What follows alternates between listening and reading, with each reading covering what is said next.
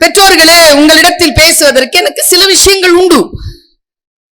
முக்கியமா இந்த ஆரம்ப பள்ளிக்கூடத்துல படிக்கிற குழந்தைகளுடைய தந்தைமார்கள், தாய்மார்கள். இந்த டிஎஸ்பி சார் இங்க வந்து ஒரு விஷயத்த சொன்னார்.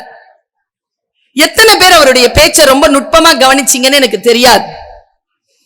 எப்பொழுதுமே காவல்துறை அதிகாரிகள், கல்வியாளர்கள், அரசியல்வாதிகள், தொழிலதிபர்கள், மருத்துவர்கள், இவர்கள் எல்லாம் பேசுகின்ற பேச்சை பொதுமக்களே கவனத்தோடு கேட்டுக்கொள்ளுங்கள். நாம் தேடிக்கொண்டிருக்கக்கூடிய ஏதோ ஒரு சொல் அவர்களுடைய வாயிலிருந்து வந்து விடலாம்.